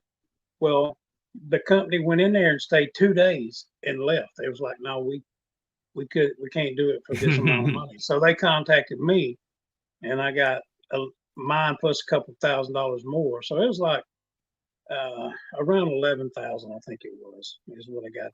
It took me a week with 5 guys to clean out that house. All of the scrap that I took off, I took like 4 loads of scrap that paid for the dumpsters. I got the 30-yard dumpsters out there, filled up 6 of those. You said with an S on the end, 6. Holy shit. Yeah, 6. We had to ended up getting 6. Well, it was, they'd fill it up and they'd take it off, bring another one. So 6 times, but all the scrap paid for that. And I caught myself, going through, because there was some antique stuff in this house. I found I found money, I found old coins and stuff in this house. Caught myself going through it. I ended up throwing away a lot of money because it was, ended up getting into my profit, man, of taking too long to clean this place out. But yeah, that was a pretty wild. We had some that there was this one house that we bid on and got it. It had 2 vehicles in the garage. It had a Ford Explorer and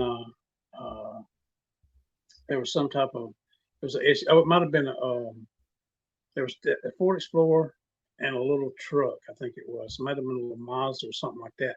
And then a bass boat behind the house, right?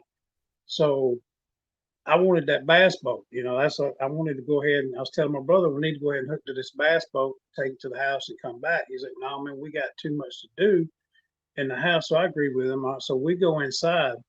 And while we're cleaning it out, there's a sheriff that has to sit there with you, basically to make sure you get everything done right. So the neighbors come over and they say, hey, we know the person. We'll go ahead and get the boat and move it over here. And that sheriff was like, no, you won't. This belongs to these guys. That's theirs. Everything you've declared possession. Yeah, everything on this property belongs to them now. So you don't touch nothing. Well, he got an emergency call and had to leave.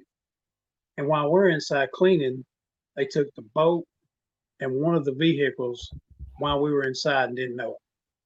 I told my brother, I said, this won't ever happen again, man. If we have to lock it up in the garage, we'll do that. Then that's not going to get you some of those. Get some wheel locks and some like trailer hitch locks, man. Yes. There's good money in it, man. I know there is. But the thing is it would also nowadays. I tend to lean on things where I don't have to look for people to help me do it. It's a sad thing to say, especially when it's just basic labor. It's not the easiest task right now. I think it'll change again, but right now it's not easy. No, and you got to trust it. Like you got to trust whoever you hire. It's like there was a guy that my brother hired, or he brought on, in which I thought he was a good guy and everything. Well, we're standing there taking a break, and he starts pulling stuff out of his pocket, going, look, man, look at what I found here. Look at this I found. Look at this knife I found. I'm like, I look back, I said, where did you find those? He said, found them in the house, cleaned out. I said, bro, I said, that belongs to me. Right. Why are you putting my stuff in your pocket? I said, you see your car? Hit it, bro. I said, because now you done stole from me. My brother's like, no, man, it's cool. I said, no, it ain't. It ain't cool, man. He's getting into what if he found a stack of hundreds or something that he just put in his pocket? I said, if you find it's the same thing, really. Exactly. I said, you find something, you come to me, show it. If I don't want it, you can have it. Don't be putting stuff in your pocket. Right. Hey, Flo, there's one for you, dude. Flo, can you say a prayer? Hold up, pray. What do you want to pray about, brother? You let me know. Most definitely can. Once we've done that, I'll tell you what happened today. I got a crazy story talking about stealing. I'm going to guess that's in reference to him spreading his aunt and uncle's ashes. but we'll see. We'll give him a minute. You. Yeah, just let me know, man. We'll definitely do that, bro.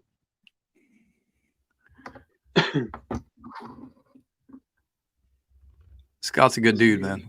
We've good God, man. I know I've said it enough, but Jesus, man, the history me and that boy had together. Damn. Yeah.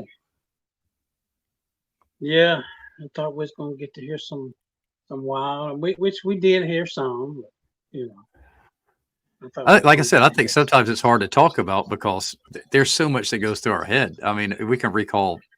I mean, there's so much shit that would happen in a day. You know, Yeah. You compound that 45 years. Yeah. Literally 45 years. 45, 46, 47, 50. We've known each other 45 fucking years. Holy 45 years. Man, how old are you, Dirty? 54. 54. Yes. Let's see what he said. I guess Scott means in general. So throw one out there. Float. Okay, man. I think that's what he said when he said you. Just there you go. He just said it. Just a prayer to be thankful. Oh, Father, right now, Lord, I want to reach out to you, Father, and just say a prayer for everyone that's watching tonight, Father God. I thank you for each and every one that's in this podcast, in the chat room tonight, Father God. Lord, I pray that you touch each and every one of them, whether it be if they need prosperity or they need healing in their body, whatever it may be tonight, Father. I pray, God, that you reach out and touch that need and just bless us, Father. We give you all of the honor and praise for our good health, our right mind, Father God. I just give you thanks for it in Jesus' name. Amen. Amen, brother. Amen. And to follow that up real quick, I don't know how many of you are Duck Dynasty fans, or have even watched the show or even care about the show. But even if you haven't, I beg you to check out the movie The Blind. It's hitting theaters Thursday. Wait, what's today's date?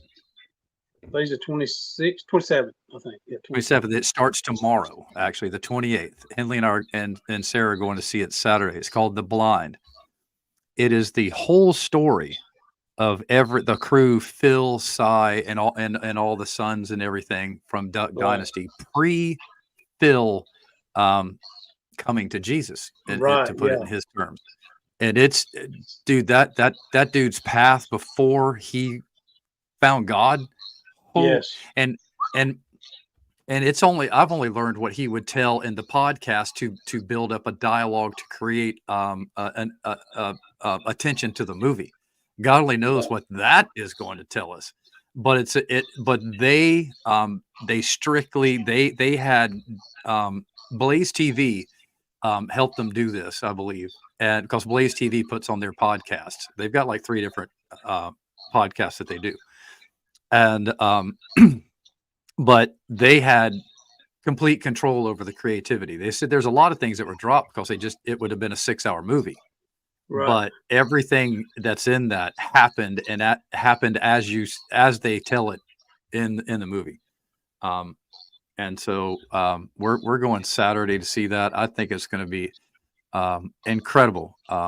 Yeah. I said I'm not the biggest Christian in the world, but that's not because I'm a disbeliever. That's, as I've said before, I believe there's a good reason to believe all faiths. That's kind of hard to say. I think they all have their points and their rhymes and reasons, just as Christianity and Christ do and did. Yeah. I don't know if there's a right or wrong, and I don't know that we'll know until we know. Well, one of the most amazing things to me is how, and it goes for me and like for Phil, before I met Christ or before he met Christ, is how, God can take one of the most, baddest, toughest, roughest, meanest, somebody, and take them. And when he touches their life, bro, and turning him to the most loving, caring person in the world, bro. That's to me, that's just amazing. That's God's love, man. And when it's real, when that person, and you see the before Christ and the after Christ, when the before Christ didn't care what you thought or Yeah. what he would say to you, if your feelings was hurt, it didn't matter to somebody that just loves everything about you. To me, that's just one of the most amazingest things that can happen in a person is when they meet Christ.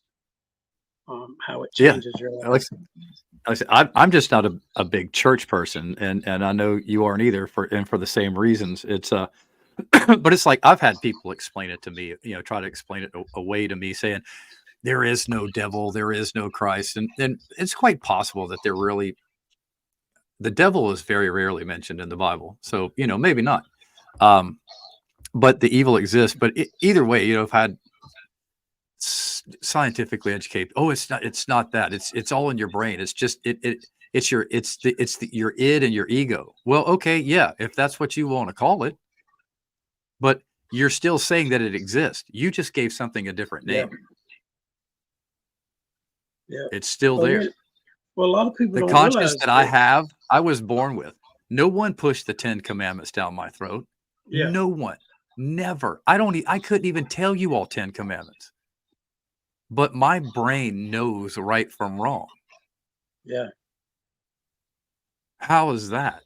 I didn't have to learn right from wrong for most stuff. There's a conscience there. Call it what you want. It still exists. When we die, do we go see the big guy in the sky? I don't know. But something's there. I don't think it's one singular figure. It could be. I don't know. But something's there. Well, a lot of people don't know this, that Satan, the devil, was basically the leader of praise, bro. And in heaven, he was the angel that was like say you had a praise leader, that was him. The archangel. But he got jealous of you. He got jealous of me. He got jealous of man. He wanted what we got. He wanted where we stand with God. So that's why he got thrown out. Was because he wanted to basically take over. So he got booted out. A lot of people don't know that. Maybe everybody does, but you tell people, well, Satan was a what? He was an angel leader of prayer. Yeah, read the Bible. It's in there. He was God's lead archangel, man. Yeah.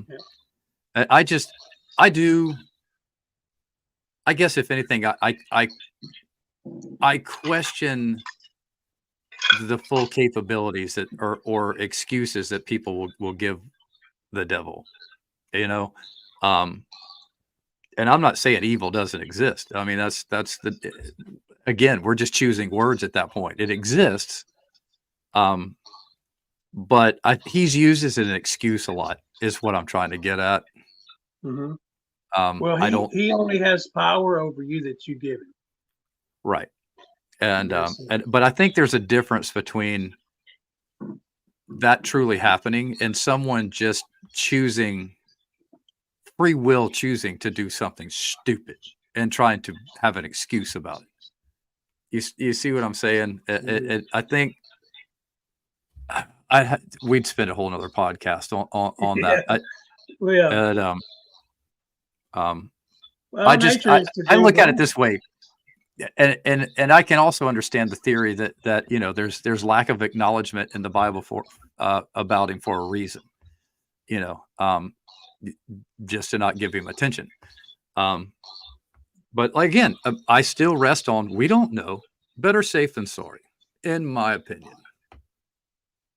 Yeah, that's why I've said this before. If I'm wrong, if I'm wrong about God or Jesus, if I'm wrong, what have I lost? Nothing. But if I'm right and you don't believe, what have you lost? Right. So you've lost your core. A lot of people say, I like this example too, brother. is, how do you know God's real? Do you see him? Well, can you feel the wind, or can you see the wind? Do you feel the wind, but can you see it? You know what I mean? So I feel God, Dude, it's just very crazy that Yeah. for decades now we've been able to travel and see light years away from us, and there's nothing like it. Not even Right. close. They can't even find another fucking tree out there, dude. They can't find a cockroach. Right. Explain that. Thank you, Scott. Right. Explain that. And I know that, now there's this new thing about, they're confirming that aliens exist and all that stuff. Well, good. But, Yeah. far and few. It's not like it's a common occurrence anywhere. And it's because it goes back to like evolution and things. There's a big fight between that. I believe in evolution, but I also believe that if there's a God, that was his way of. He didn't just drop us down here for us to, have fun, see ya. Take it in stages, is what I believe. And because why wouldn't he do that? And is the way I look at it. And I'm not saying I'm right or wrong. I'm just saying I believe, and there's a certain way I believe, and that's really all that matters, in my opinion. Yeah. Well, man, I don't force the Bible down nobody. I don't force Jesus down nobody, but I don't hide him either. And that I don't put him in a closet nowhere. And I always say, hey, give God a chance. That's all I'm asking. If you give him a chance, you'll see. A lot of people don't even want to give him that chance. And I was that way because growing up, I was taught that if you do wrong, God's going to get you. God's going to kill you. God, he's out. And fear tactics. Bro, I didn't want to serve no God that was going to kill me. But after I grew up and got into the word and stuff, I realized, and knew what they were trying to say, but they were using like you just said, the fear tactic, and try to scare you into the church. And that's the wrong way to do it. Now, there's a time for preaching hell. There's a time for preaching that and teaching that, but to use it as fear, that's the wrong way to get, because you're pushing more people away from God than you are bringing them in. Yeah. Well, you're also not telling the right story either. Yeah. It's never been about fear. No. It's just that's a tactic used for, to me, false. Yeah, because God don't give you the spirit of fear, bro. Yeah. Yeah. And like I said, it's the same reason that I don't discredit Buddhism or Hinduism or Judaism or Catholicism, baptism. We could go around the world, or just the plain spirit life of the way Indians, Native Americans see life. I think they all got contacted by the same sources, but worship in a different way. To what's relevant to their environment. That's my belief. It's because why would God wait for his until basically well into the 1800s for the whole world to know that he exists? I don't see that happening. So that everybody else was heathens, I don't believe that. I don't believe it for a second. Well, there's people that has not heard. That it's still today that has not heard or know about Jesus. No, but they worship it. They worship a god or gods by another name. 99% of them, and that's what I'm getting at is that the odds that he came to them as in a different figure in a different way, so that they understood, are very likely. Is my belief. I don't think he picked one group of people and said, I'm going to start here and y'all go spread it around the world. But we didn't have the capability to travel. And so, yeah, Scott's talking about churches, not important. It's the faith and all. I used to, when church was open, man, I was there when it opened. I was there when the doors closed. I was actually the last one to leave, and most of the time. to me, church, you find a good a church that preaches the word and that is about um, outreach and is about the community. Is about when you get into a church and you do praise and worship and you come together in fellowship. But I've noticed that a lot of it is more about business and money. So that's what's really kind of pushed me away from church. You nailed it, So Float, though. Fellow, as long as it's fellowship, it's all about being positive. I'm in. yeah, I will listen yeah, to you all day, and the history and the history. That's my trinity, yeah, so to speak. And right, as long as you're accurate on those things and not fear mongering, I'll yeah, listen to you all day long. yeah, yeah. So that's kind of what pushed me away. I always tell people it's not about religion. It's about a relationship. You got to have that relationship, that one-on-one relationship with your Savior. So, That's the only one that matters. yeah, that's it. Because if that relationship isn't good, nothing is. How can Yeah, you get someone else to have a good relationship with anybody or anything if you're not have good relationships? It's impossible. mm. I believe God put dogs on the earth to be angels. I mean, there's some of them that surely are, except for that one that bit Yeah, me a couple of weeks ago. Daggum. But that was God teaching you a lesson, son. that's what it was. You done something wrong. And Um, I would yeah, I would subscribe to that. Dogs and cats. Yeah, I yeah, would man. subscribe to that. Oh, They're I'll never therapeutic forget. creatures. Oh, they are. I've had dogs, and I've never really was a cat person. I may have told this story too, but I never was a cat person because of my ex sister-in-law's cat tried to kill me. But anyway, um, I found a little cat. I was going for work, leaving for work one day, and found a little bitty cat just laying out in my yard. And I was like, oh man, I got a dead cat in the yard. So I go over to it, and it's just barely moving. And I was like, no, it's still alive. So I get it, and I nurse this thing back to life, bro, where it's running around and healthy. And man, I just fell in love with this cat. And it would get up on my shoulders and put Yeah. his claws in me, and I called it Favor. I named the cat Favor. And man, I come home one day and after having the cat a few months, and like I said, just fell in love with this cat and come home to it dead in my driveway, bro. You talking Oh about a man. big bearded fella breaking down? I've called Yeah. my best friend, I called Jessica, and I was just like, you know, I'm I like, bet.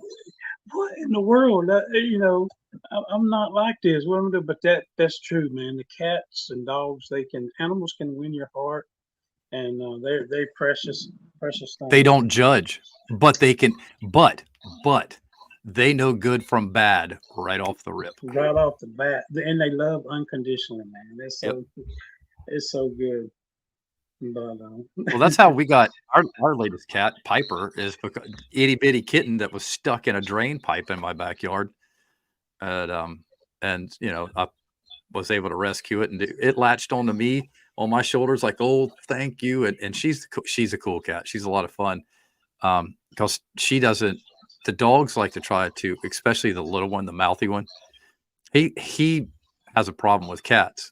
And because he could push the other cat around and make her go hide. This cat, even when it was a kitten no bigger than my fist, would mess him up.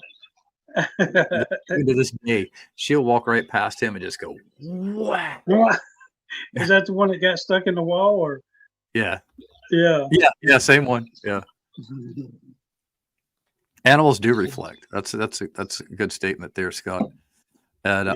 what I was going to tell you, speaking of good and bad, I can't remember if I mentioned this last week or not, but we had the spare tire stolen off the back of our Jeep, and we came home one day. I think it was either that last Wednesday or Thursday, and Sarah pulls up. I'm sitting. I say we. She was driving. I was sitting on the front porch, just chilling out, watching the world go by. and I see her. We park in the Baptist parking lot across the street a lot, and she's pulling up in there. She's in my Armada, and she calls me on the phone. I'm like, is she really calling me on the phone? And she's sitting there looking at me for real. But I answered, and she says the spare tire on my Jeep is gone. I'm like, no shit, huh? So we called the police and filed a report, right? And that's kind of a funny thing around here because we know all the police officers. And so they came up, we started having a good conversation. They took the report. They said, we're going to check and see if the church has any cameras. I said, well, I can tell you they do. So if you look over there, if you look at every corner, you look up there, they've got double cameras on each corner. And I said, if those are high quality cameras, they'll be able to zoom in on this person real easy. Yeah. Well, I got in touch with actually it's a highway patrolman that is in charge of their security and stuff at the church, and everything on that end, videotaping all that. And I called him. I said, hey, look, dude, I said on the 12th or the 13th, somebody stole the spare tire off the back of our Jeep while it was parked in your parking lot. You mind reviewing your video? He calls me about 10 minutes later. He says, I got him. And I was like, who is it? He said, you're not going to believe this one. I said, okay, fill me in. And so there's a construction company that you go a block and a half away from us. You're up by the highway a bit, and there's some commercial buildings over there. And it's a construction company. And he said, there's a Jeep that if you looked out your window real close and looked past kind of through your Jeep, you'll see another Jeep over there at the old print shop. I'm like, yeah. He's like, he stole it. He's like, I got him on camera on, I think it was the 13th. He said it wasn't late, but it was dark. I got him walking across the parking lot, taking your spare tire and taking it back. He said, now what I also have, he said that caught my attention. He said, that's real stupid. Who in their right mind isn't going to think that there's cameras at that church? He said, so I started going back. He said, I can tell you the day that he bought that Jeep because it's got dealer tags on it. And I went back further and found out that the first day it appears there, it didn't have a spare tire on it. So he bought it without one. And I was like, well, that motherfucker. So I call the police officer and Sarah did actually. She said, hey man, she said the church has the video. It's the guy that owns the construction company. And he's like, you gotta be kidding me. And we said, no, said officer so-and-so, I'm not gonna say his name, that does their security stuff, has it on video. And he's like, no shit. And so they talked to each other. And so he called us back. He said, I'm gonna drive over there right now. He drove over there and went there, looked at it, and the guy confessed and said, I did it. He said, I was drunk. And he was like, that's no excuse. He said, you realize now that you've admitted that and said that you walked over there and took it, I could arrest you for public intoxication now too, because you admitted to it. Wow. And so he said, he told him, he said, I suggest you just take that thing off your Jeep right now and let me hold that thing. He said, and I'll be back with you. So he had the dog catcher guy come by because, they got the trucks, and they threw the spare tire and they brought it over here. We were talking, and we were just, what a dumbass, and so he said, do you want to prosecute him? I said, I tell you what, I don't. I really don't. Because it's petty. Nothing's going to happen to him. It's literally petty theft. And yeah. I said, but if he's somebody that'll learn a lesson, I said, I won't press charges. If he goes and buys the lug nuts that he lost and didn't bring back with him, and I said, and ties $200 to the church. Because without them, I wouldn't know. Right. He said, that's an excellent idea. He said, I can't legally do that in lieu of a warrant. Yeah. And he said, but you tell that story to the judge, it could very well happen. But he said, I would have to arrest him. I said, well, then do it. And he said, I'm not even going to turn it over to the warrant department. He said, I'm going to get the warrant and I'm going to go get him. I said, okay. Cool. He said, because if we hand it over to the detectives, they may wait weeks because it's not a priority. Right. And I said, I totally understand that. He said, but to speed things up for y'all, he said, I'm going to get the warrant and I'm going to go back over there and arrest him. You know what? You might have been drunk when you stole it, but when you sobered it up, why didn't you take it back? Right. Right. No excuse. You're welcome, Scott, man. Thank you, brother. I appreciate it. Anytime, Scott. Thank you. Yeah, Andrew. Yeah, we've discovered that. We've discovered that. But it was funny when the cop said, when there's a guy that's pretty well known over here that no troublemaker at all. He just always walks and and he only has one arm. And so when the officer that works at the church called me and said, you won't believe this story. That was the first thing that went through my mind, but I thank God I didn't say it out loud because he's very well known in the town. And so I know the cop would have known who I was talking about. If I'd have said, wait, the one-armed bandit got it? The one-armed bandit. I wanted to say it so bad, but I didn't. That was the first thing that went in my mind. It's like, if that one-armed dude took off on my spare tire. That would be terrible. Would it be a great, it'd be a better story. Yeah. That's crazy, man. Well, least, yeah, man. Thank goodness you got it back and was able to find the criminal. Yeah. Just down the street. And the cop said that guy told him, he's like, and I don't know how, because there must be other things going on with this dude because there's construction like mad around here. Everybody's remodeling. Like there's spec building, $6 million houses here. $6 million spec homes. Oh, that's insane. Yeah. And he's like, I'm out of work. I just, and I thought it was a pretty reputable, busy working place, but apparently not. Some reason he can't find work in all this, but it is what it is, I guess. Yeah, and bro, there's nowadays there's cameras everywhere. I mean, you gotta be careful around every home or wherever, stores.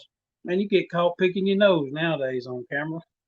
Well, we've got a Ring camera, and the only reason it wouldn't pick it up over there is because there's picking your nose. There's cedar trees and oak trees that run on the on the common areas, so we couldn't see through them real easy. Right. But the cameras at the church were probably 70-ish yards away from the guy, and it could zoom in on the tattoos on his legs. Wow, that's nice. Yeah, in the dark. In the dark. I was like, damn, that's pretty incredible. I don't know if we need a security system or not. The church has one for us.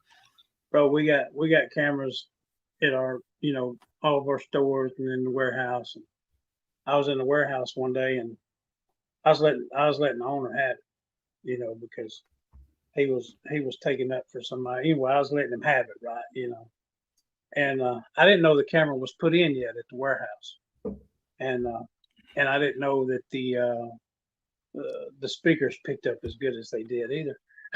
So I go to one of the stores, and we talking about it. Oh yeah, the cameras are finally in. I said, huh? I said, the cameras are in. They're like, yeah, man. I said, we got them in the warehouse yet? Yeah, we got them in the warehouse. I was like, well, it was good working with y'all. While it lasted. And they're like, what are you talking about? I said, well, can you pull up the warehouse video about such and such time? And they pulled it up, man. Well, you could hear me just plain as day, just letting the owner have it. Yeah. And I was like, it's nice working with y'all, 7, 8 years now. Y'all have a good one. And but the owner basically he laughed about it. That's funny. Yeah. And you can Maybe they'll- whisper, and they'll pick you up. You know. Yeah. The good ones can do. It's like, well, has Will ever showed you the cameras? Have you ever been in a live where he shows you the cameras that are around his shop? Dude, that fucker can zoom in on high def on a gnat flying down the road a quarter mile away. Wow. Shit's That's ridiculous, man. Yeah, it is. But people, we've hit 2 hours again. It goes by pretty fast, doesn't it, man? It goes by fast, bro. It goes by super fast. But, Yeah, it's awesome. And I think this is a fitting song for our exit here. But go ahead. Before you get us out of here, because he's quick on the draw when he leaves, y'all. So I just want to thank y'all, each and every one of y'all that was in the chat tonight, hanging out with us and keeping the chat flowing, and everybody that subscribed and liked. Thank y'all so much. We really appreciate y'all, man, and love you. And come back around and comment when we end it too, please. Absolutely. Please do. And share it out for us and let people know about Thump Podcast and what we're trying to do over here. We love you guys, and y'all have a blessed night. Yeah. Thank you once again from me as well, coming into the podcast about everything, yet nothing at all. And yes, Scott, we are very good at shooting the shit, and we will see you again next Wednesday night.